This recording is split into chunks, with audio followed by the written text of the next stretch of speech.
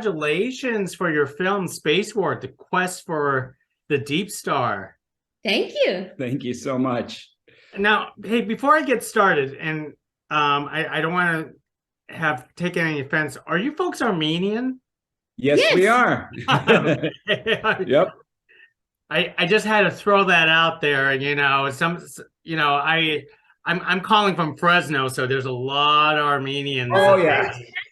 Out Not here. too many people out here catch that. Yeah.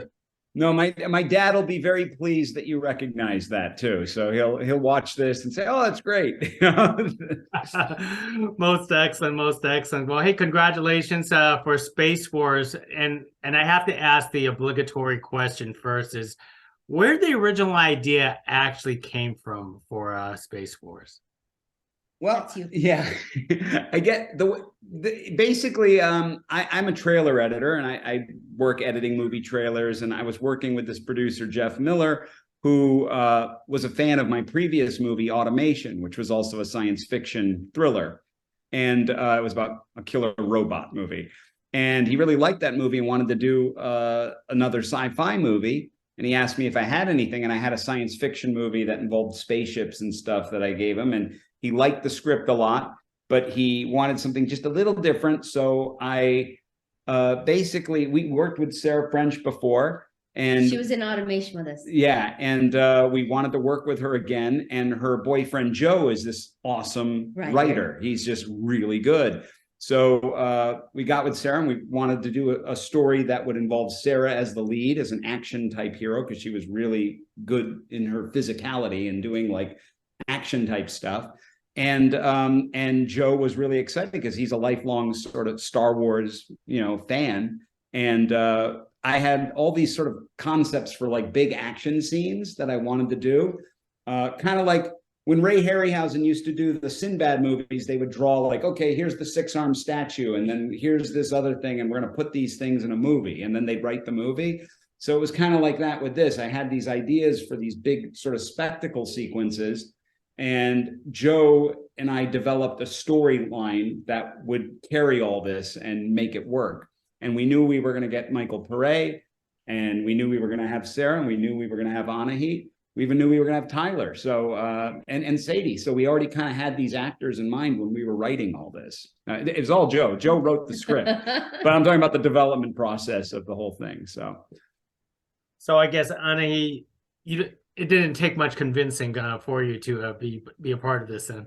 You know what? Garo's been my biggest fan from the beginning. So praise God for that. No, and it was a pleasure to work with Joe. Not too many actresses get to have roles written for them. And that was just such a blessing for me. I really enjoyed that. Wow. So tell us about the love of sci-fi, the love of these space operas. I mean, you know what? I have to admit, I love these things too. And I don't know if you could tell by my background here. That's awesome. But I want to hear it from you. Hello? My whole life. Yeah. I mean, this is what we always like these big sort of spectacle movies. Listen, our company's called Hungry Monster Entertainment. Why? Because we like monster movies. Alien is my favorite movie, right? And we love food. So we just kind of merge them together. We call ourselves Hungry Monster. Yeah. I mean, I grew up on Godzilla movies, Ray Harryhausen movies. But of course, Star Wars, I was 7 years old when that came out, and that was a mind-blowing experience. But the thing is, like, I also liked all those films that came out in the aftermath of Star Wars. I mean, people would dismiss things like Battle Beyond the Stars or Star Crash or whatever. Oh, this is a ripoff of Star Wars. But to me, it was just, it's no more a ripoff than, let's say, The Searchers is a ripoff of Red River because they have cowboy hats and guns and ride horses. I mean, if you're doing a space movie, people are going to have laser guns and spaceships and all that.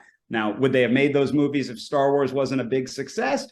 Probably not. But the point is, as a kid, it was another adventure to go on, another world to explore. I love the sense of you're going somewhere that's unexplored. You don't know what you're going to find there. And here's a giant monster or something on this planet, and that's the kind of thing that I've always loved. Anything science fiction I own on Blu-ray and DVD. And to me, like going out into space is like going out west. Yeah. It's all unexplored territory, and the possibilities are endless. And that's always fun to explore creatively. Yeah. It's actually kind of funny because at first I was thinking Star Wars, but then it started to feel like a William Shatner Star Trek to me. Absolutely. Yes, very much so. That was definitely by design. I mean, I'm a very big fan of old Star Trek, you know, Kirk and Spock Star Trek. I didn't get as much into the later ones. I still like, you know, Star Trek. I like all the movies and stuff. But the classic Kirk, Spock, McCoy, you know, we're going to explore brave, you know, seek out new life and new civilizations, go where no man has gone before type of thing. And I feel like there isn't too much stuff like that. We have a lot of big effects movies and a lot of cool visuals, but it's not about going out there and finding something new. You know, usually it's about how it's like a soap opera of like mixed characters and who's doing what and which civilization's at war with another one. I want to do stories where it's like we're going out into the great unknown, what's out there, you know? And again, like a classic Sinbad movie, that's the other sort of template in my head, you know, where, you know, you go get this thing and it unlocks this thing and you get this thing and you go here and open that up. And then there's, oh my gosh, a giant monster bird or whatever. That's a six-headed thing coming out after us, you know? Well, it's very fitting that your company is called Hungry Monster because obviously there is certainly one here in this film. But tell us about the designs of the monsters and creatures that you came up with for this film. What has it always been percolating with you, or it came out of nightmares? How did this came about? You know, these were all the kind of creatures I wanted to see in a movie. You could say I like it when it's really just fantastic and completely out there. I'd love to take credit for designs and stuff, but we didn't really design these, but our special effects guys, you know, because a lot of these things are models you can find, and then it's how you use them, how you color them and have them move and skins and textures and stuff. And that's where sort of the directing and working with the effects artists really came into play, because, you know, there were all these discussions, like they knew I loved Ray Harryhausen and stuff, and we wanted the creatures to kind of be reminiscent of that. And also with CG in a lot of movies, especially big ones, they always have the creatures move so quickly. They're like blurred and they just sort of go by in a rush. And my directions were very specific. I was like, no, it's got to like lumber, and like look around and have the foot stomp and bring up the dirt and stuff. Or at a sequence later in the movie where, you know, the creature's in a cave, and I was talking about like the dragon and Dragon Slayer, like just, you know, pushing through the cave and the rocks and stuff falling all over the place. So there was a lot of that kind of direction to help make these things visually what they are. Because, you know, if you look around, you might see something like that in another movie, but it feels completely different here because of how we utilized it. Wow. Anahit, tell us about playing the role of Jackie here, and in your comedic timing, you know, throughout this entire space film. You know, I didn't set out to be the comic relief, but it's just she's so close to my own personality, and I'm a little bit I don't know. I tend to laugh at my own jokes. I love comedy though. I did study comedy. I have studied improv, and Michael and Sarah were so easy to work with. And Jackie's like me times 100. So it didn't take too much to kind of dig for that. And the opportunities presented themselves, and I just had fun with it as much as I could. Plus, you're going to be with these characters for a long time. I wanted to make sure that you liked them, you know? So I just tuned up my quirkiness, I guess. And hopefully it works. What was the those sets and production design that you actually created? Did that take a while, or you try to keep it basic and just fool us with your camera work? Both. Yeah, there was well, basically a lot of the cool props were designed by Evil Ted Smith, who designed our robot and automation. He built light panels and like the chairs that they sit in. You know, he's a foam fabricator, so he's able to build all this amazing stuff. And then we had Anthony Pierce come in as the production designer, and he built basically these shells, these mobile walls and pieces, which we were able to build basically in my uncle's garage. These, you know, huge, magnificent sets, which we would then place all these further stuff that Anthony had gathered over the years, like plastic things and stuff. And we would put stuff up on the walls and, you know, add more lights and, you know, just everything was repurposed, shifted. The scene with me dancing, I only had like 2 feet of space because, you know, it was the hero ship on the other side. Yeah, then we took like one of the ships, because that was an interesting evening, because we basically filmed out the scene and we still needed to build an entire new set for the next day. So I remember, and me and the production designer were just sitting there, and it's like midnight, and we're like, okay, how are we going to do this? You know, and then I was just like, okay, why don't we just take the set, split it in half, move the 2 pieces to the side. We'll film this side. We'll paint this wall, turn this into the space station. We'll paint this wall and turn that into the other, you know, hallway. You know what I mean? And that's what we use color and anything you can. Yeah, very resourceful and great. You guys are extremely resourceful. Anahit, tell us about that astronaut suit. How do you repurpose that one? Holy moly. That thing was hot. Yeah. It was hot in there. My goodness. We did several takes of that. It wasn't so bad. Sarah and I are about the same size, so it fit us both. We shared it, but it was really hot. It had a little fan in it, so that way you don't have condensation build up on the mask. You know, and it was loud, so it was hot and loud. So it's like I could barely hear everybody. People had to, okay, we're wrong. Yeah, and then we turn it off, but when you talk, right? Yeah. Wow. So what's the difficulty filming out in the desert for you folks then? You got to move quick. You know, it worked out pretty good. You know, the film, we shot 9 days on our sets and then 2 days on the exteriors. And, you know, we did a lot of location scouting. We met this wonderful man, Bill, while we were out there, and he showed us all these areas to film in. You know, it's funny, the cave where the main fight scene takes place at the end, that thing was covered in graffiti. You know, it was impossible to find something clean, you know, and we had to digitally erase it all. We thought we were going to go out there with paint and at one point take care of it. It wasn't going to work, you know. We had all sorts of harebrained ideas. We thought we were going to be able to fix that, but you know, it ended up being a very visually strong place. And yeah, but all those locations, it was a lot of time. It was about like 3 months in advance. We were like scouting, you know.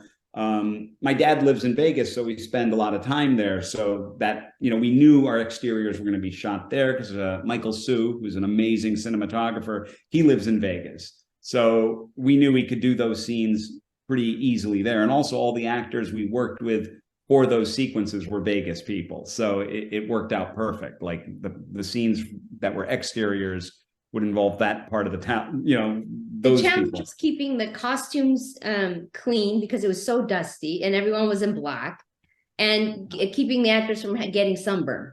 Yeah. They worked hard. They really did. Yeah, they did. Now, was the humanoid aliens, was that a practical effect? Was that? Yes. Yeah, that was Jeff Farley, who, you know, used to do all that stuff with, like, you know, Empire Pictures he worked with. And, you know, he's worked with, I believe, Full Moon and like everyone. He's a really talented makeup artist. And way early on in this production process, I knew we were going to do a scene with aliens with masks. And towards the end, at the end of the scene, one mask would come off and you'd see a creature. So I knew we were going to build like a puppet head. And he built that creature for us. And the masks, those were done by Evil Ted Smith. And then the costumes were Joanna Heckman. You did the voice. Yeah, I did the temp voice. I did the temp voice. We ended up getting Jared and Jim Tasker and Alyssa Wagner. Yeah, but you were in the desert going, ugh. Yeah, I was like, you know, the creature dying. Yeah. So I want to say, were those tentacles, were they practical or CGI? Yes.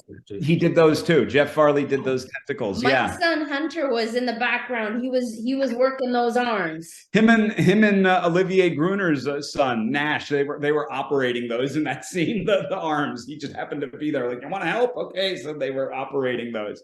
And it's funny because we already had picked out the model of what the creature was going to be. So I showed Jeff Farley, this is what the creature is going to look like. Can you build me some arms? You know what I mean? Because I knew I wanted a scene where they're fighting and something's trying to eat them at the same time. So we could get the physical arm, like trying to grab at their feet. And because we did so much green screen, as an actor, it helps to have the physical right there. Oh, yeah. For them to react to those arms coming at them. So Yeah. we wanted to give them that too. Yeah, and they were fully articulate. You had these little levers and you'd pull them and they, do this whole action. So it helps. It helps sell it a little more, Yeah. As filmmakers for like sci-fi projects like this, tell me about the debate between like CGI and practical. Well, they each have their place, I think. Yeah, and I mean, it's funny. I was talking to someone recently about like, what if we tried to do it? I think it was Ben. We were like, what if we tried to do it with all practical effects and stuff? And it's just, it gets expensive to build all those things and then make them work. CG is definitely getting to a place where you can do things more inexpensively but better than maybe what it was like 10 years ago. So I think the idea is to try and make your digital effects look as real as possible. I mean, if you've got the budget, go for it and do it. Yeah. But I didn't think that we could do that well on our budget. You know what I'm saying? So there was a film I remember seeing. It was called, I think, Dune Drifter, and it was quite good. Lower budget science fiction movie, and they did a combination of CG and old school style model ships, like for flying scenes in the camera. They'd film it like they did Star Wars, where you'd move past the object against a green screen, and then you'd later on comp it in. And I'd love to do it someday, It's just, fingers crossed we do well, and the next one's bigger than this one. Yeah. But it would be neat. I think, everything we did was within our means, what we could do. I mean, if I could have a real ship crash in slow motion onto the ground, and slide across a surface like enemy mine or something, I'd do it, Well, I guess you'll have to settle with a tentacle in the garage or something like that. It's there. It's there right now. Oh, is it there? Right? Two of them. Not even sure when do you bring that out again? Like for the next movie or for as a party thing? We keep everything. We had to get a storage container to put away all of our sci-fi stuff. Yeah, it's there for the next one. Yeah, we got plenty of guns, space guns, and all sorts of props. Controls. I mean, and it's funny. Like a lot of the stuff was stuff. It's hilarious. Like 10 years ago, I had an old computer, and I'm like, I could throw this away, but maybe I'll use it someday in a movie. And of course, we ended up using it as a prop in the film. There was a lot of that. And before I forget, I know you briefly mentioned it. Tell us about this cast, because it seems like everyone's doing this because of the love of the film rather than Absolutely. Well, Sarah was such a professional on the set of automation. We knew we wanted to work with her again, and she's got this training routine that she would be posting on Facebook that we saw, where she's flipping tires and she's on the monkey bars. And I looked at God, I go, she looks like a superhero. Yeah. Why can't we? We knew we wanted to work with her again. Like, well, why can't we utilize that? I'm sure, And so we approached her, and then with her, Joe, because he writes for her as well, and Tyler and she were friends. They trained together, and they did like 5 other movies together, 5 or 6 other movies, and they had a good trust. So when because we knew this was going to be this big fight scene with them. In fact, we had Sarah and Tyler over way early on, And all we did was sat down, we had Thai food, and we just watched fight Action scenes. movies. We were just putting in fight scene after fight scene Can after we fight do scene. this? Can we work? Yeah. And Tyler was writing it down. I think we could do this. I think we can do this move. Okay, yeah. And then he'd get up and they do a few moves and figure it out. And we ended up ultimately having a stunt coordinator, Alan Woodman, who had a Las Vegas Stunt Academy at the time, and he worked with us and choreographing all of that stuff. Yeah. And Sadie, she was also in automation, and there was a lot of trust there. You know, she saw how well automation came out, and that was even a lower budget than what this was for. Yeah. And she's like, anything for you, Garo, we can do this, you know. And she did it all in one day, that whole part. Wow.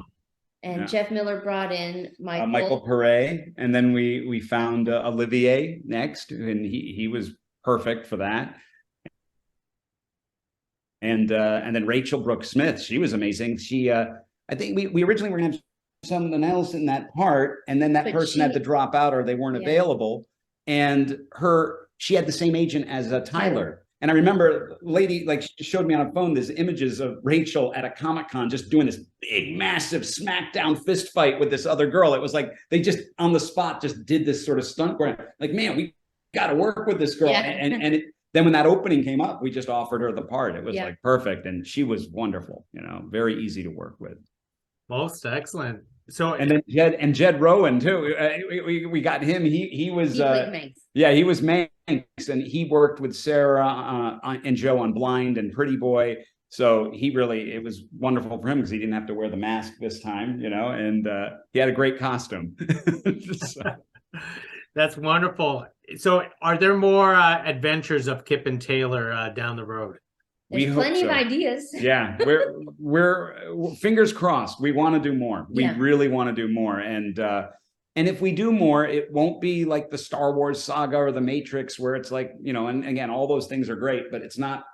This is a different kind of adventure. This isn't like, okay, each one leads to this epic conclusion. Standalone. Each one's just another adventure with, you know, Kip, Taylor, and Jackie. And we're going to send them somewhere else next. And who knows what that's going to be. I mean, we got some cool ideas for big set pieces and action and effects, and we just want to keep making these. And the cast worked so well together on set. It was just like a big family. So why not do another one? You know? And Pere is just awesome in this role. I mean, you know, him and Sarah, they just had that father-daughter bond. And, you know, you couldn't ask for better people to work with. We were totally blessed. Yeah.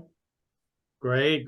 And I just want to circle back for both of you being Armenian filmmakers. Could you tell us about being Armenian filmmakers in this industry today? Wow, you know, we've been in the industry for over 20 years now in some form or another, and there certainly aren't enough Armenians in the industry. You don't see them, and that's a shame. We hope to change that. Yeah. We were hoping to promote on the Armenian TV stations, but that didn't pan out. But we did get that wonderful bit with Andy Armenian that's out there right now. That's awesome. Yeah. Garo, his father and our son both interviewed in the Armenian consulate in Las Vegas. Yeah. To encourage the community to come out and support us. It'll be interesting to see what kind of response we get. So I'm excited, you know. Well, I'm excited too. I know the Armenian community is always close, and they always support any accomplishments by any Armenians. Yeah. So, once again, to the both of you, congratulations for your film Space Wars, and I can't wait to do this again with you folks. Yes, thank please. you. And thank you. I'm so glad you enjoyed the movie. That it means a lot. You know, there was a lot of love and a lot of time and a lot of effort put into this. And, you know, we're hoping we're blessed to have the opportunity to do more. Most excellent. Well, call me once again when there's a sequel. Thank you. Thank you so much.